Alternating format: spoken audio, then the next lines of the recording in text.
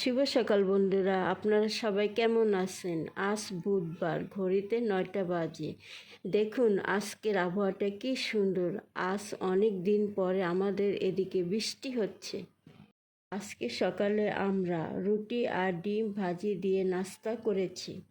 বাচ্চারা এখানে কার্টুন দেখছিল আর নাস্তা করছিল। আমাদের বাসায় সকালের নাস্তা রুটি বেশি হয়ে থাকে। এরপর যথারীতি শুরু করলাম বাসার ছোটোখাটো কাজগুলো করা। আমি যতক্ষণ এই কাজগুলো শেষ করতে না পারি, আমার কাছে ঘরটাকে গোছানো মনে হয় না। এখানে আমার ছোট্ট মেয়ে বই পড়তে বসেছে। ওর 22 তারিখে পরীক্ষা শুরু হবে। আপনারা ওর জন্য দোয়া করবেন। এরপর আমি দুপুরে রান্না করতে চলে এলাম। রান্না করার আগে সব কিছু গুছিয়ে নিলে রান্না তাড়াতাড়ি শেষ করা যায়। এদিকে বাইরে অঝোরে বৃষ্টি নেমেছে। বৃষ্টির দিনে একটু ভাজাভুজি না হলে তো হয় না। ফ্রিজে কিছু লাউ পাতা ছিল, তাই দিয়ে নতুন কিছু বানানোর চেষ্টা করলাম।